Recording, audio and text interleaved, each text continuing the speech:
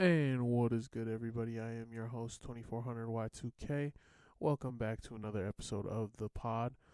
I just wanted to get into things with a straight thank you to all the viewers. Thank you to everybody who even took 10 minutes out of their day to listen to my last pod. I really appreciate it. All the support helps. That's why I'm doing this. Um, so I just want to say thank you for that. Honestly, didn't expect it to get as many views as it did. Didn't expect that many people to listen to it, and ended up getting around 60 or so views for that first pod. So I'm really excited about that. I really appreciate it, and I just wanted to say thank you to you guys. It's not possible without you guys. That's the only reason I started this is so that people would listen to it, so that people could hear my ideas, and I'd have a platform to speak on, really, to get myself out there. So like I said, thank you. I really do appreciate the support. Um so we're just gonna get into things right off bat today. Um so I was on Twitter. If you've been on Twitter the last couple days, you probably know what I'm talking about. You probably know what's going on. Um I wanted to touch real quick on Adam 22 and his great, lovely, beautiful wife, Lena the Plug. So if you don't know what's going on, essentially Adam 22, who is a podcast interviewer, really he blew up off of doing interviews with famous people, not even famous people, just up and coming rappers. So Suicide Boys, XX Tentacion, things like that. He or people like that. He interviewed people like that, up and coming rappers that were already established. Just the hip hop rap scene in general was kind of where he was at. Anyways, so for those of you who know, Adam 22 is with a lovely woman called Lena the Plug. If you know anything about Lena, she's a adult film star. She's been in quite a few movies, you could call it. You know what I mean? She is an A1 celebrity at her job. So that's how I'll phrase that. And so for years now, I haven't really been keeping up, but for years now, I guess, Adam and Lena have been strictly doing scenes with each other. Sometimes females in there, but never men, just never dudes. And they've been together for 7 years now. So a lot of people found that commendable. A lot of people were like, "Wow," you know. And recently they got married. They got married in May. I believe it was May 29th, the end of May. And so what ended up happening is over this last, I think it was on the end of June, she put out an announcement. She put out a tweet saying, "I'm doing my first collab with a man in 7 years," essentially. And it wasn't just that she did. She went the full mile with it. I mean, she went the whole. She put a video up essentially with this other star. Now he's also on quite a few shows, quite a few movies. If you ever heard of the show Blacked, I believe they're in their seventh season now. The pretty long running series. He's one of the main characters, one of the reoccurring characters, you could say. I'd say one of the biggest characters on the show, if I had to phrase it in a way. And anyways, so she took a video with this guy, and she is smiling, he's smiling, she's hugging up on him, and that was the big announcement that her first collab was coming. Now, nothing wrong with that, you know what I mean? Couples can do what couples want to do. I have no qualms with people, you know what I mean? I as long as it's not hurting nobody, I think people should be able to live the type of lifestyles they wish. But what I will say is Adam starts snapping back, right? So he immediately starts getting clowned on Twitter and the social medias, because he's a bit of a drama guy. He gets in a lot of drama. He feeds off a lot of drama. So when something bad happens to him or something controversial, a lot of people are quick to hop on that. A lot of people don't like Adam. A lot of people are quick on that downfall. Now, what I will say is he was quick to snap back. Now, should he have? In my opinion, no. He tried to snap back. He's trying to be quippy. He's trying to play it off, be funny about it. I believe the first tweet I saw was him bench pressing two 225 plates, not 45, mind you, but 225 plates. Talking about it takes as strong a man to let somebody fuck his wife. Now, Adam, let's not take it there. Let's not go there. All right, because number one, I would never. Let's even put it like this: the guy that ended up doing the deed to his wife, he was interviewed by Adam, and he even said, "I wouldn't let me personally, I wouldn't let my girl do that." But hey, to each his own. And so I just really, it really baffled me that it's for marketing. However, like, at what point does marketing become worth your manhood? You know what I'm saying? At what point, like, it's one thing having a man fuck your girl, you know what I mean, for a check, essentially. But there's a whole nother thing to go on Twitter to be a troll and to try and troll people back when it ain't working, dude. It ain't working. Nobody's laughing. The only people who are laughing are us, and we're all laughing at you. Nobody's laughing with you. Nobody's with your jokes. Nobody thinks you're cool. Nobody's jealous of the bag. You know why? Because our girls aren't getting fucked, dude. And if they are, we're not cool with it. You're cool with it, dude. And there's just more and more details that make it worse and worse. He said that it took her 4 days to return to pre-BBC size, which in its own statement is fucking absurd, fucking wild. But that's some shit that I thought I'd address just because it's been in the news. It's been on my feed on Twitter like crazy, and I thought I'd put my 2 cents in that. Adam's a cuck. I don't condone that. I mean, I do. If you, like I said, if you want to do it on your own thing and be happy, that's you. But don't come on Twitter trying to act big and tough. Don't come on Twitter trying to act like you not heard, trying to act like we're weird for not letting our girls get fucked for money. That's not weird, Adam. That's just the average person. The average man does not let his girl just get plowed for a quick check. Now that's that. Another thing I wanted to talk about real quick is me and my buddy Owen. He shout out Big O. He knows who he is. Sorry about that. So I wanted to talk about real quick is we watched a movie the other day called Capitalism: A Love Story. Now if you've never watched this movie, I'd recommend 10 out of 10. Like, go watch it. It is amazing. That is a life-changing movie. That put a lot into perspective, and it teaches you that it teaches you a more so real sense of capitalism, not so swayed either way, not so swayed that it's a good thing or that's a bad thing. It exists, and there are, like, it shows that there is quite a few negative effects, intended or unintended, that have been caused by capitalism, through capitalism. I think everyone should give it a watch because I think it's really important for people, especially in our day and age, this younger generation.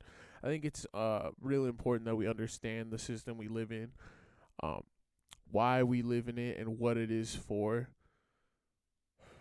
Sorry. But to live in a system and not understand how it works, I feel like ignorance breeds a lot of the problems in the United States of America today. I feel like we're ignorant on the system we live in. We're ignorant on a lot of the values that one another have. We're just ignorant on a lot, and we choose not to learn about it. And sometimes we don't have time to learn about it. There's multiple factors that go into this.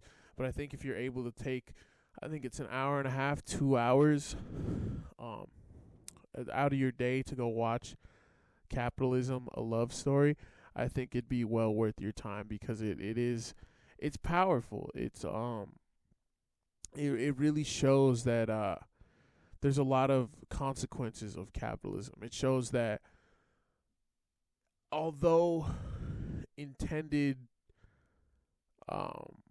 it's hard to explain. It's hard to word myself, but although like capitalism started as something good, one guy phrased it real well.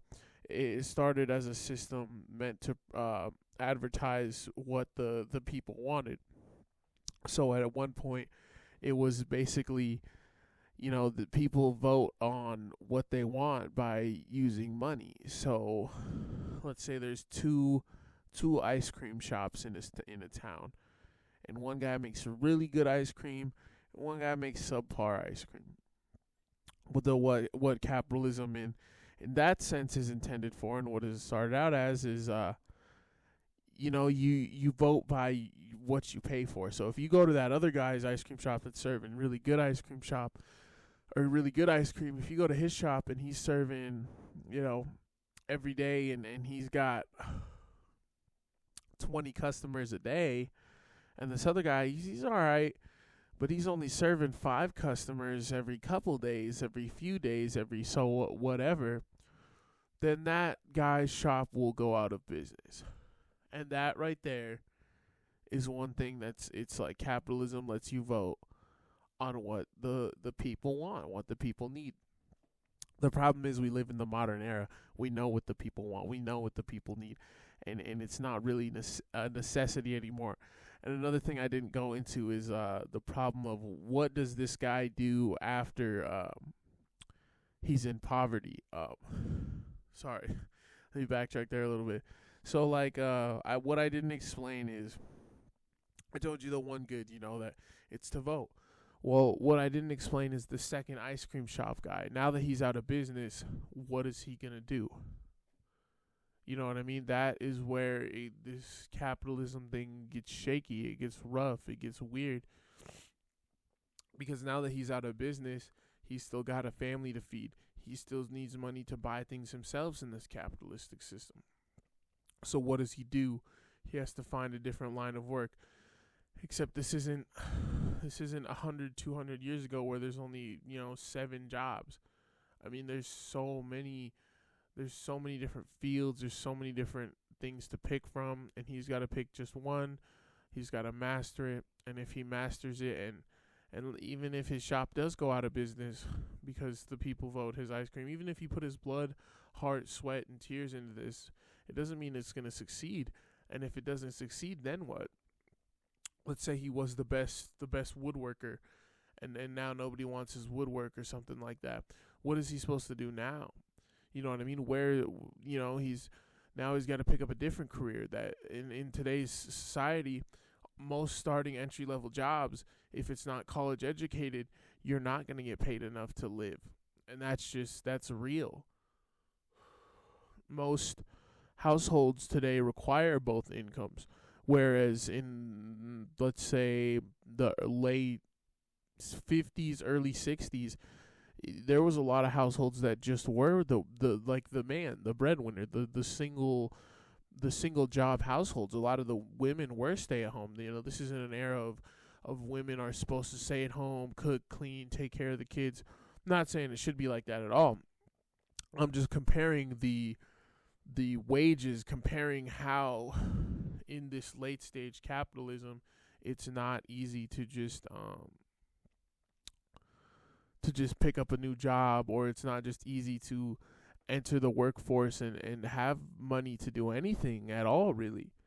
You know what I mean? If you're just not I went into a little bit on the last episode about a young kid starting in life who has no is no job skills, isn't in college, hasn't had a job, doesn't have the means to get a job.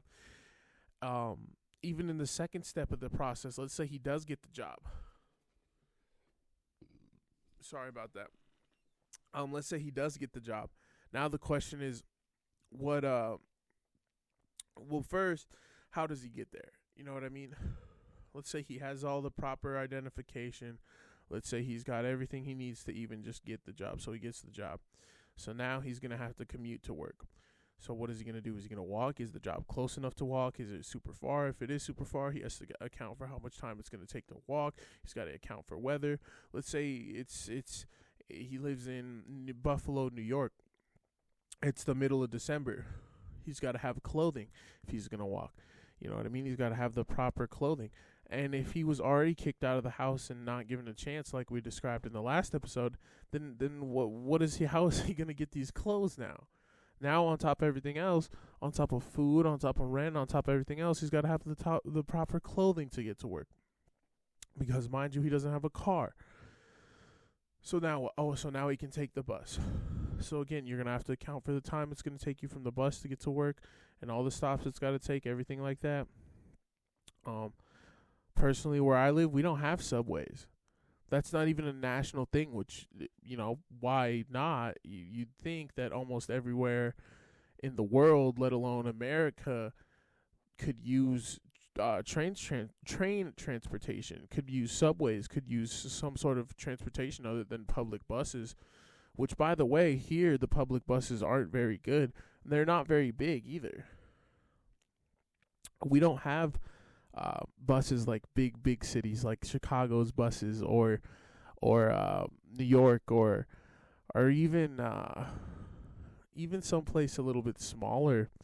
We don't have those kind of buses. We have very small, odd looking buses here, and it's not like a Greyhound. It's not like those other cities. These are smaller buses, so you have to account for all that. You have to account for the room.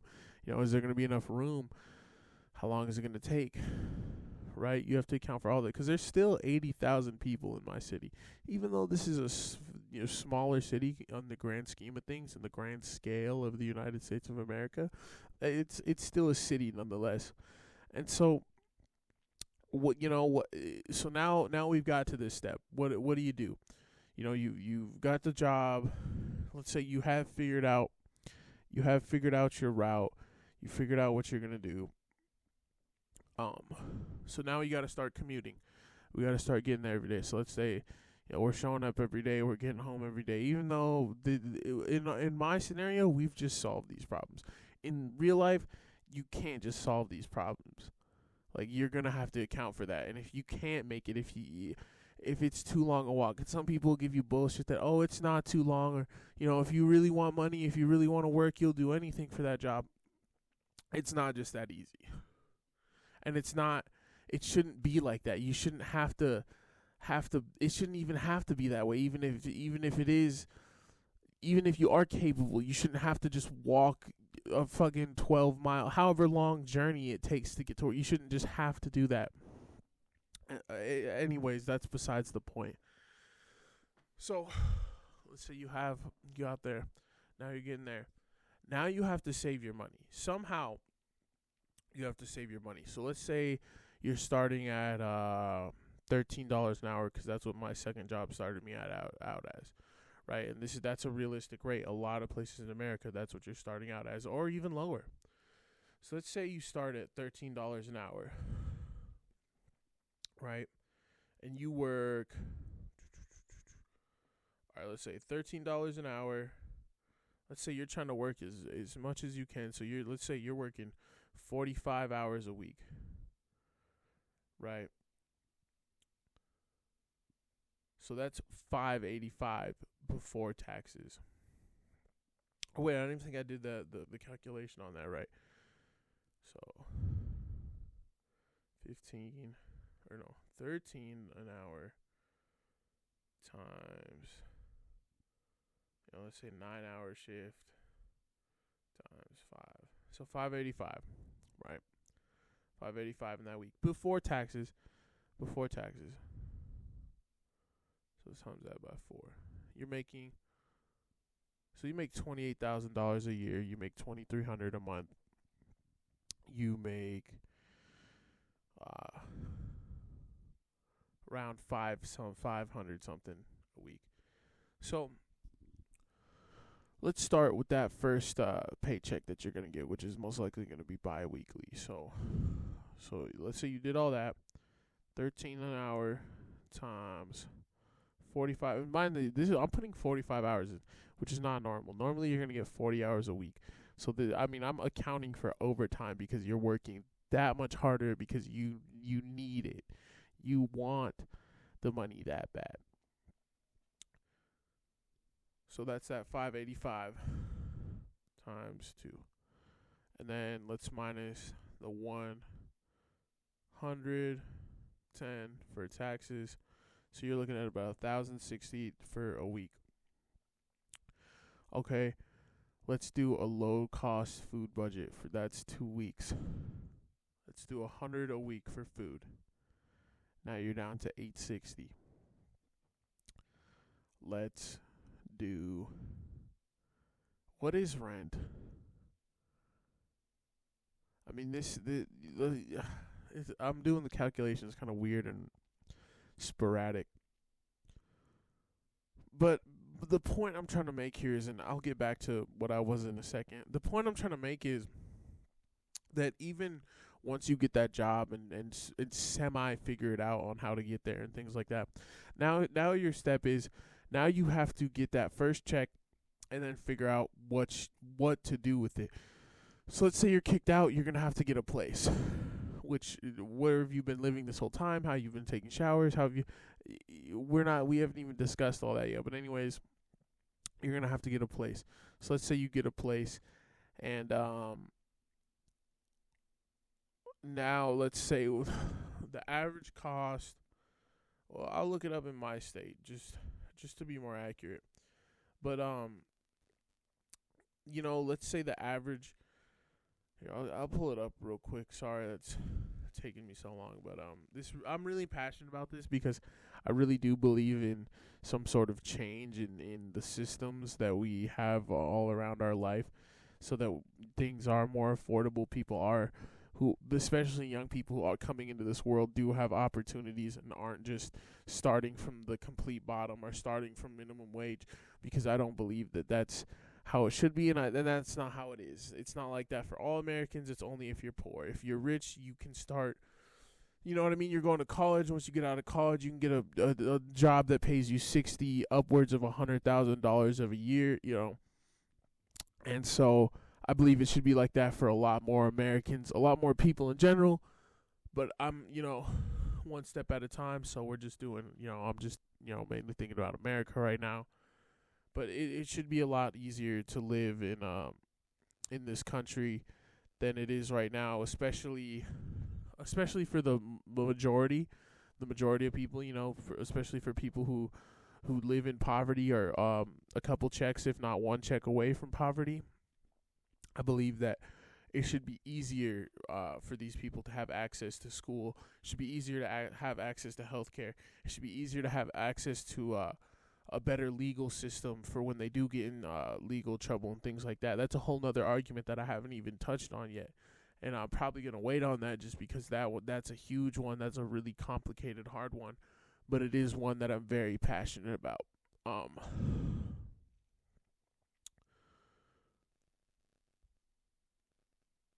So, the rent in South Dakota.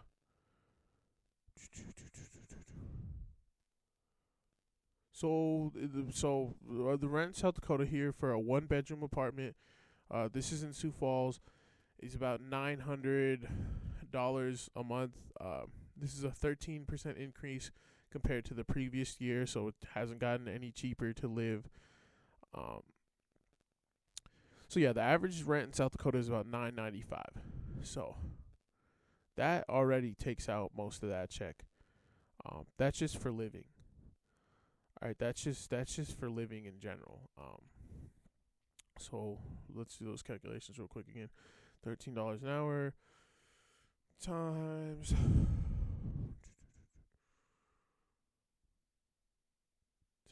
45. 13 times 45 is 585 times 4. Okay. So let's minus 9. Let's call it 1,000 because with tax,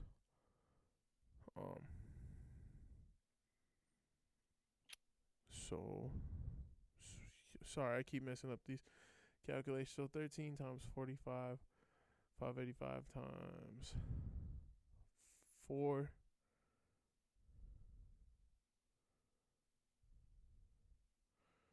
Okay. So minus 1,000. So now you're looking at $1,340 for the month. So let's go low cost food budget. We'll call it 300, even though I'd even say that's a little low. So 300 for food that month. Let's go. And keep in mind, this is somebody without a kid. This is somebody who's completely by themselves. Like this isn't accounting for all the extra costs. Let's say they pay for the cheapest cell phone. You're still talking $50 a month. So now you're down to $9.90. Let's say you don't have a car, but even if like you're gonna work to want a car, you're not gonna go. So eventually you're gonna have a car. Taxes with the car payment, everything like that. Probably at least $200 a month. Now you're down to $790. Now this may not sound like a lot, but it is a lot. Especially to someone working paycheck to paycheck, especially to someone with kids, and even the single average person, the amount you're saving every month, even if it is, let's say $400, if you can even save that much a month, that's not gonna be enough to pay for college. You understand? Like the loans, everything, the loans alone. We're not even talking about housing. We're not talking about anything like that. We're talking about loans alone. You're just not gonna have enough. It's not realistic for a person in America who lives that low on the food chain to be able to afford college and things like that. And I don't know. I just have a real problem with it. I know I get into it a lot, and you guys should give me feedback.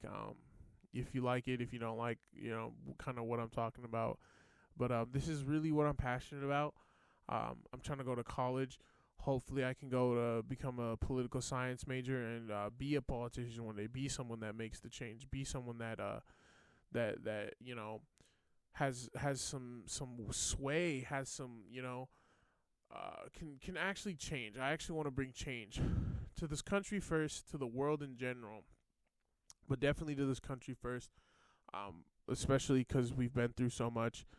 And as a people, every person in America has been through a lot, and especially the 99%, the 95%. We've been through hell and back, and I really just want to help people. I want to fix healthcare. I want to fix, because these are things that affect me too. I'm an American. All these things affect me: the healthcare system, the justice system, the education system. All of these different things affect me as well, and I want my kid to grow up in a world where all these things, it's not that way, where it is okay to kind of find yourself in life, because that's another big problem with the way we live as Americans, and the way we live so fast and so aggressive, and so you kind of have to pick what you want to do by the time you're 20 years old, and you better have made the right choice, otherwise you're kind of screwed. You don't really have that freedom in life, especially in America, to just kind of pick what you want to be, or have some time to figure it out. You don't have time.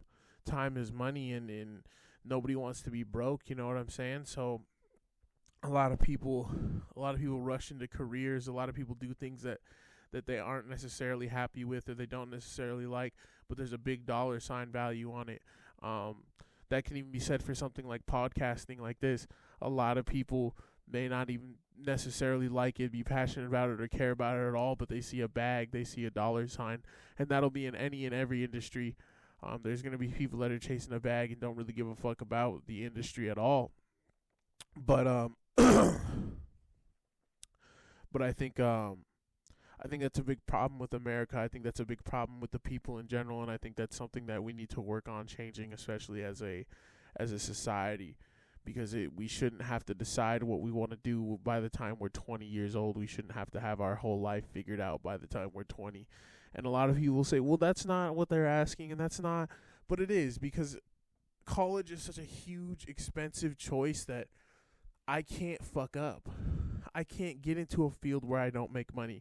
I can't go to college and then go do something else. I can't because I have to make money. I have to pay back the debt. I have to do this. I have to. And a lot of people say, well, make sure you decide what you want to do. But there's a lot of people who are 30 and still don't know what they want to do. The brain isn't even fully developed for males, at least until 25.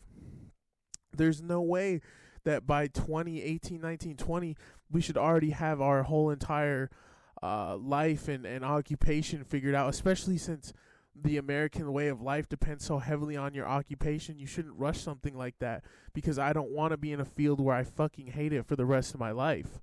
A lot of people don't want that, but are forced to do that because rather than sit here and figure out what they actually want to do, they need the money, they need the job, and they need to get the fuck out of here now. So they're going to do whatever they have to do. They're going to do a field that they don't necessarily like, and you're going to get a lot of shit products or stuff that's half-assed because the person doesn't necessarily care about it when they made it. All they care about is getting the money from it and going home to their wife and kids or whatever. And so I believe that we have a lot of people in the United States who are passionate about things who never get the opportunity to do them. One case I saw in particular was a train conductor. Well, sorry. Essentially, was a wannabe train not wannabe. I don't know how to phrase it. That doesn't sound very kind, because this guy definitely could have been a train conductor. So essentially, what had happened is this guy grew up as a kid. He really liked trains. He grew up in a rough neighborhood. Just kind of neglect, lack of parenting, lack of friends. Didn't go to a very good school district, but he still wanted to just be a train conductor. He didn't want to be a thug. He didn't want to be. He just wanted to be a train conductor. And one day, he took it upon himself to conduct a train. He hopped up in the what do you call it? It's not a cockpit, that's a plane, but he hopped up in the little the area where you drive the train, and I think he was 13, something like that, and he drove the train around for, I can't remember, an hour or something like that. And essentially the cops get him.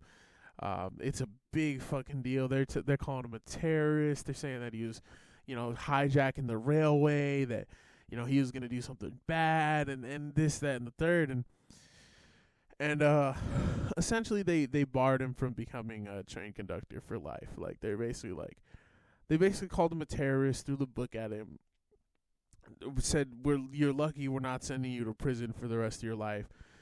Gave him, I think, some absurd amount of community service. Probably sent him to juvenile hall, and then once he got out, he did whatever. But all he ever wanted to be was a train conductor in life. That's all he ever wanted, and it's a shame to me that just because he did it. Well, number one, he wasn't in the position to do that. He was 13, but he knew.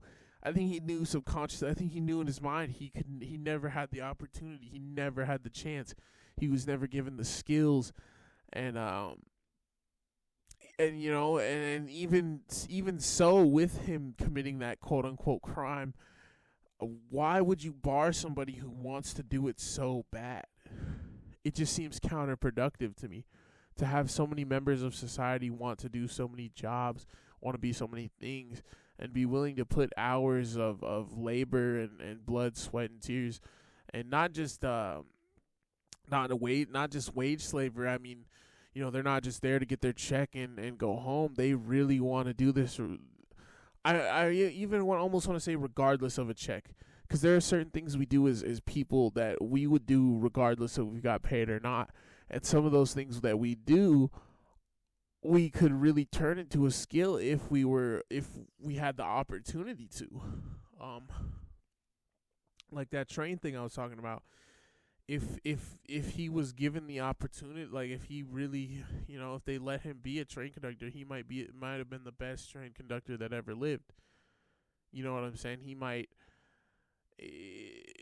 That's kind of a hard example to use because a train conductor is not really useful outside of that, but like you know what I mean? Scientists, engineers, anything like that, really, that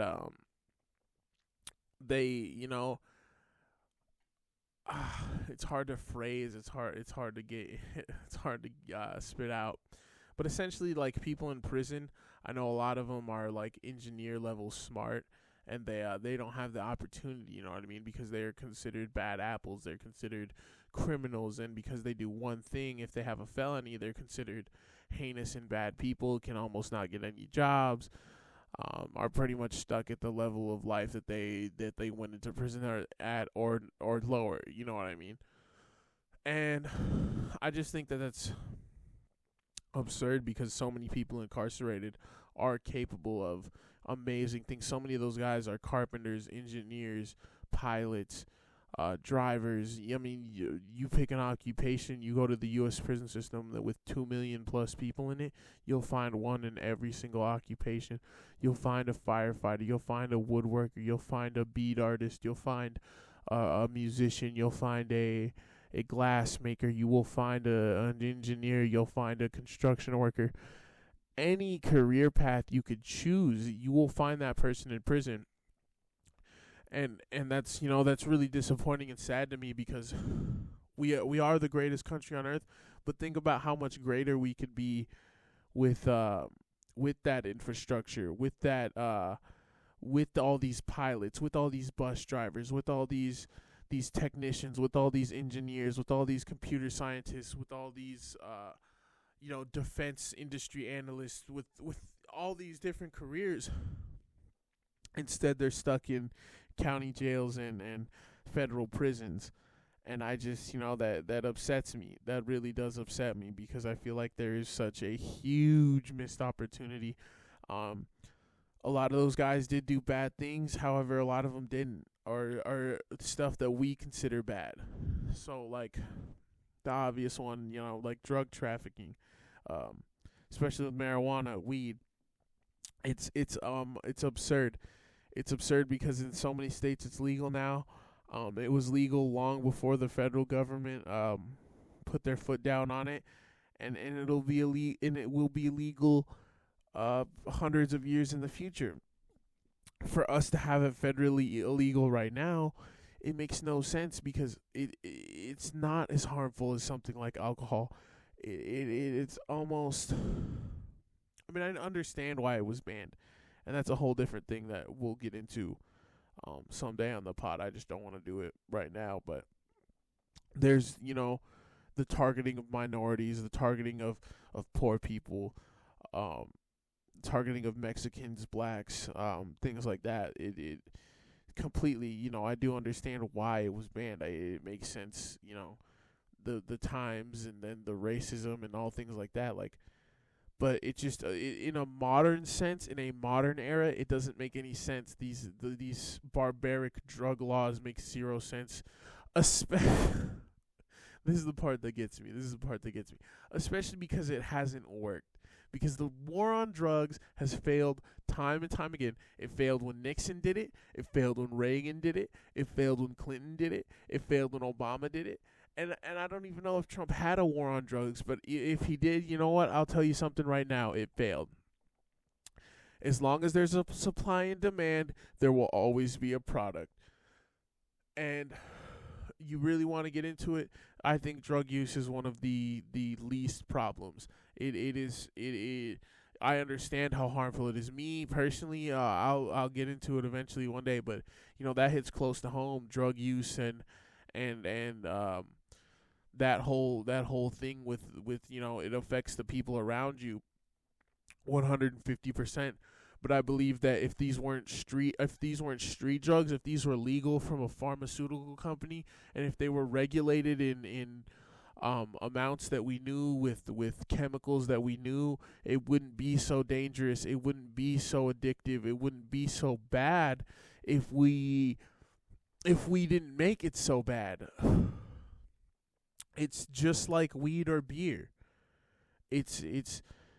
And those are, we have a lot of alcoholics. That's the crazy part. We have so many alcoholics, and we see what alcohol does to people, and how it destroys lives, and how it makes people abusive and violent and angry and say things they don't mean. And I mean, a plethora of other negative effects on alcohol, yet that's legal. But we can't federally legalize every drug, at least to a certain extent, because or at least decriminalize, because it makes no sense to lock up, especially the drug user. I mean, absolutely makes zero sense to lock up the drug user. They're the lowest level of the food chain. They're the ones supporting the big pharma, but they're the ones supporting drug dealers. They're the ones who they're the bottom of the barrel. There's no need to lock these people up for 30 days or charge them $250 fines. Especially, here's another fucking point that makes me furious. You could tax this shit just like weed, just like alcohol, just like any other fucking product that is sold in America over the counter, that is sold at all. You can tax it. There can be a tax on it. So instead of, I understand, again, it's another capitalistic problem. It generates the prisons generate revenue. That's a whole other thing I'll get into. Might get into it today, but probably not. But that is a whole other argument. That is a whole other thing. But that's just my little 2 cents on how it could be resourceful and helpful to legalize all drugs. You could tax it. Number one, that's the biggest. Do you know how much money the U.S. government, the U.S. as a whole, loses out on in the drug game? I don't know what it is, but I can tell you right now it's over $1 billion, and that's a low ball. I mean, we're talking, this could be $10 billion. This could be $1 trillion worth of drugs. Honestly, you want to get real with the numbers, there probably is at least $1 trillion. In a year's time, in a year's worth of time, there's probably $1 trillion of drugs that moves through here, whether it's weed, cocaine, wax, LSD. You know what I mean? The list goes on and on and on and on. Trafficked through this country is probably $1 trillion worth of drugs that the U.S. government could be making that money. Now, I'm not super for that, but it's a better alternative, as well as it helps every way, shape, and form. Our infrastructure gets better. If you have $1 trillion worth of drug dollars that are turned to tax dollars, you could put that into roads. You could put that into schools. You could put that into healthcare. You could put that into a billion different things. You could put that into $1 trillion different things. Because it's $1 trillion at the end of the day, or however much. You can put that towards all types of infrastructure, all types of different things to make the America even better, to make sure more people are fed, to house people, to clothe people. I mean, if we had $1 trillion worth of extra money, we could create so many homeless shelters. We could do so much with an extra $1 trillion. However, we don't, because we're so hell-bent on this war on drugs and that drugs are bad. It's absurd. I mean, it makes sense because it's working. The system's working how it's intended to be. So I mean, I'm sitting here complaining about all this because I personally have a problem. The system's working how they want it to work, but these are my proposed solutions from a people's perspective on how we could change it for the betterment of us, so that we have less family, less people we know, less people getting locked up for drug offenses, especially small. Most of the people in your life are not making Pablo Escobar level deals of drugs. Most of the people in your life are users. At least on the base level, most of the people in your life are users. Even if they are sellers, they're not big time, and if they are, they're still users. At the end of the day, punishing all these people that use, especially small amounts, who use 3 grams of meth, who use 3 grams of coke, who use 10 grams of it, by locking them up and causing a war on them, you've created such a huge problem in this country. Like I was mentioning earlier, the job thing. Once you get a felony on your record, it's so hard to get another job and to get out of that position of life, to get out of that level of poverty. And so many Americans don't. And so many of their offenses are just one-off drug offenses. So many people are barred from going to the military because they have one felony drug possession because they were 15 and them and some buddies made a dumb choice to do some coke and got caught with it. And now he has a felony on his record and can't go to the Marines or whatever branch of the service he wanted to go to, or be in this line of work that he wanted to for forever. Now he's going to have to be a 9-to-5 worker. Or what would be easier and what most people do is turn into career criminals. because they were already labeled a criminal. Now you can't get a job. So what are you going to do? Now the easier thing to do is become a career criminal, make more money than you would at a 9 to 5. The story almost writes itself. I mean, I hope you guys are understanding, or at least, semi getting what I'm saying, and the picture I'm trying to paint is like every way, shape, or form you're fucked. If you get that one felony on your record, you're fucked. If it all ties back together. It's all one big tie back. It's all one big thing together. But yeah, that's what I had to say about that. Is I think that the war on drugs was completely useless. I think it will forever be completely useless. I think the day that we decriminalize or legalize all drugs in this country will be a day of prosper. So many people are stuck on the idea that we'll become a crazy anarchy and everybody's going to become a drug addict and all this, that, and the third. But the truth is that you only do something that you want to do, and most people, if they want to do it, are going to do it anyways. My point there is like, most people aren't just going to, if meth is legal, most people aren't just going to pick up a meth pipe and do meth. It's kind of like alcohol. There's plenty of people in the U.S. who don't drink, who are over 21 and have the opportunity and the legal, they can get it, but they just don't want to because they have had no desire and they don't care to.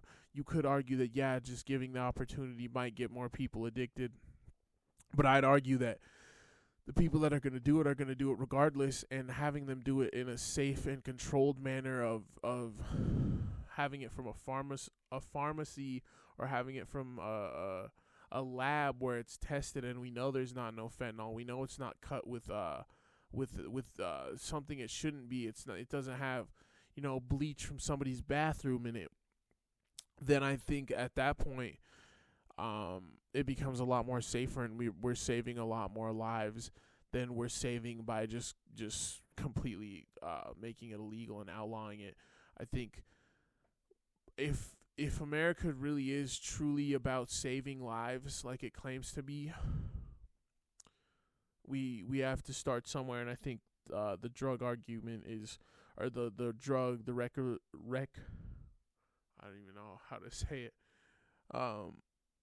but making it legal for all drugs to be consumed on the street is a big step, because really things like that just ruin lives. Yeah, the drug itself does, but everything that comes with it, the legality, the everything, the fact that when you get locked up, they just cold turkey you, throw you in the drunk tank or the detox tank, and there's no rehab at all. That right there says that they're not trying to save Americans. They're not trying to save our own people, because why would you do that? How is that going to help anybody? Or trying to charge people, you throw them in a rehab for 30 days, and now they have a $5,000, $10,000 bill to pay when they come home. Well, that's not going to make me want to use less. I'm going to use again, or if not, kill myself or something else, which is kind of a dark thing to say, but you know what I mean? It's like, I heard this one story. I'm not going to mention who, cause just in case, he doesn't want to, but he was locked up for, they put him in the mental hospital for whatever reason, for however long. Not even, I'll say, they put him in there for 3 days on a hold, and as soon as he got out, they're trying to charge him $5,000. Now, how is that going to help his mental state? If you were putting him in there for a mental hold, how is $5,000 of debt going to help your mental?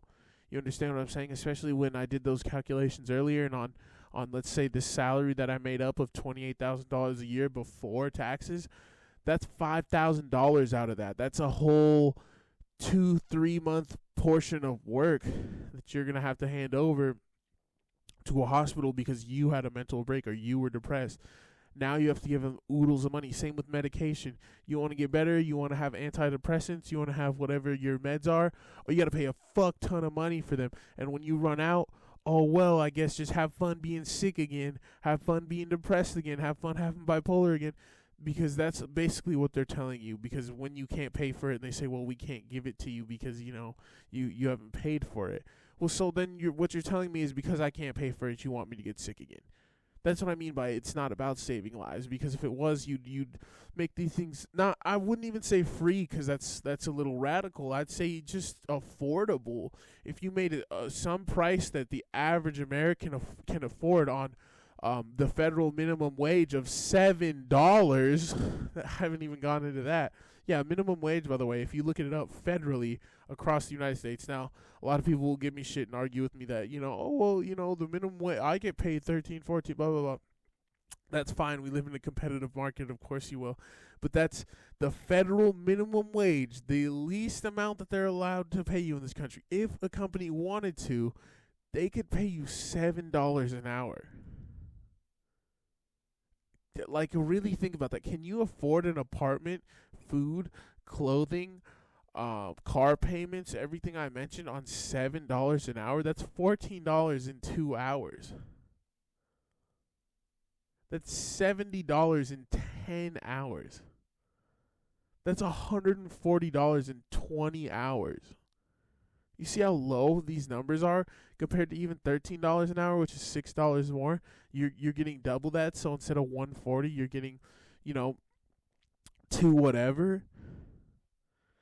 I mean, just really think about some of this. It's absurd and illogical, and I think that the big step to starting at least some reform, starting some change in this country is the federal legalization of drugs in general. Some people think that's a little far, that's a little radical. I don't think so, because keeping them criminalized doesn't help anybody. It doesn't help the addict, and it doesn't help anybody.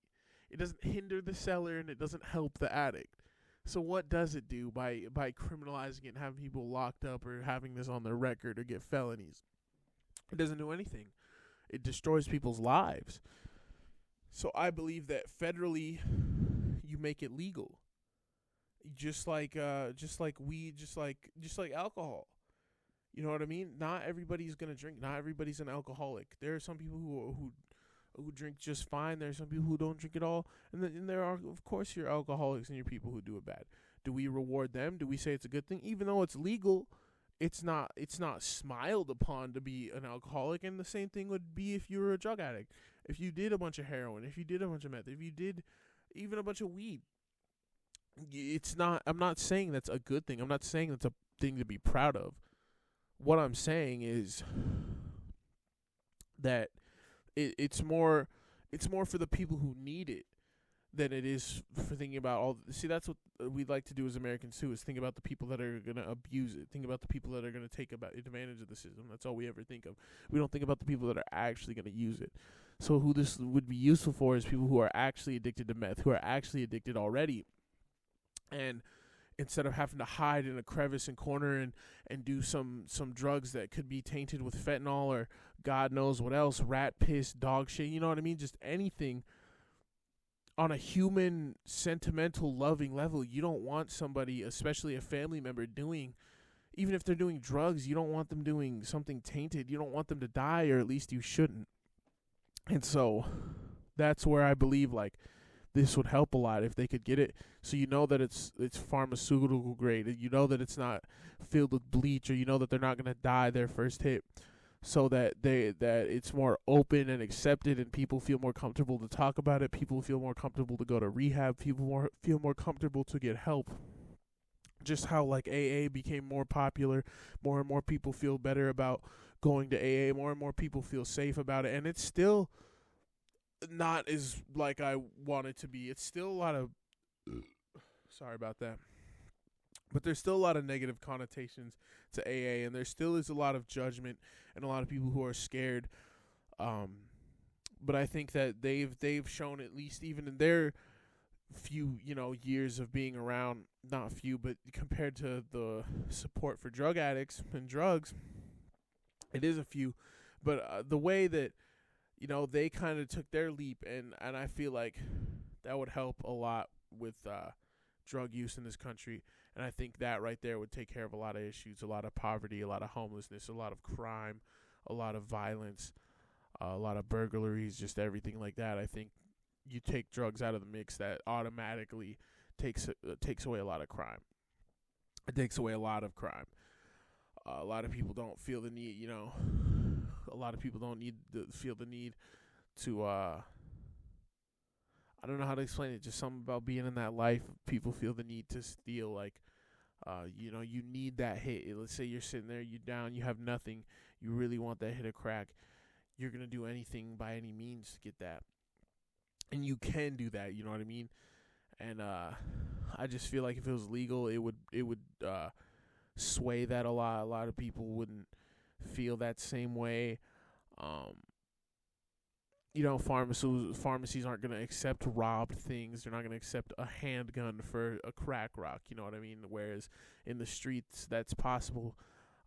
You're not going to, have to suck a dick for some crack or something. Again, something that happens in the street a lot. If it's legal, you get rid of a lot of those problems. I just feel like it wouldn't be as much crime. It wouldn't be, you stop having to deal with criminals. You stop having to deal with dangerous people. They lose money. They don't really even want to deal drugs anymore because they're not making any money from it. That's what I kind of mean is, there's where it gets rid of a lot of the problems we have on society. A lot of people who are homeless are into drugs, and I feel like if they were to have a place to get cheap or free rehab, that would help a lot. And instead of criminalizing it and making these people feel like criminals for small drug offenses, instead of calling them junkies and crackheads, instead of all that, I feel like it would just help tremendously if you know what I mean. We wouldn't have that stigmatism.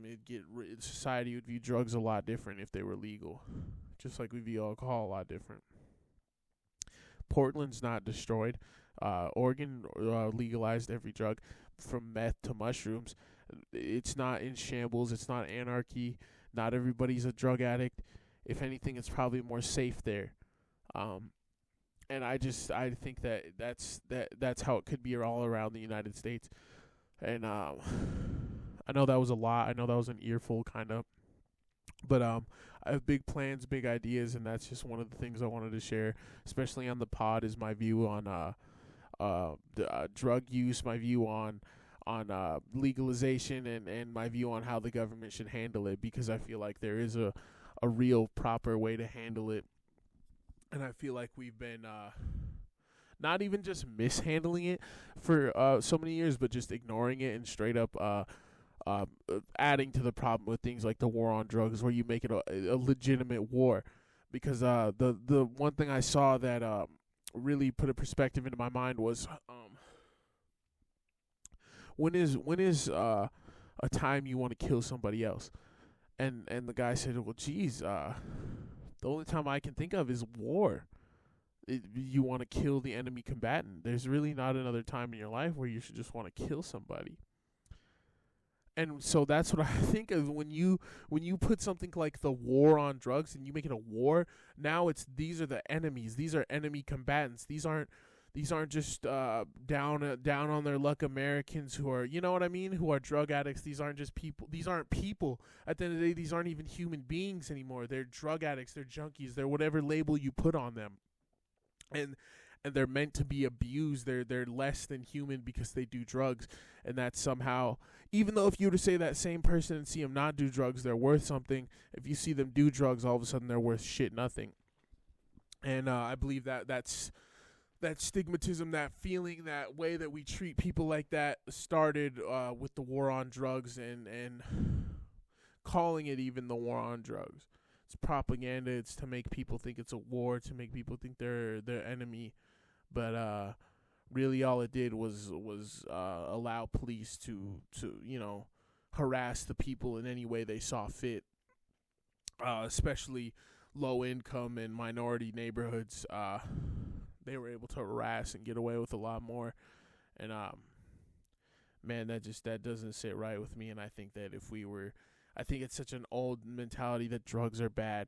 I think that we are in such a advanced, progressive age. We're in an age of computers. We're so much smarter than we were even 60 years ago, that it's idiotic and stupid to be in this primitive idea that drugs are bad, that's such a blanket statement. That's so stupid, especially when we've considered how much we've researched into things like the marijuana field and how the medical effects can be, and how we've had young children stop having seizures because of CBD oil, and more and more studies like that say cancer helps with pain, helps with different cancers, helps with a lot of different things.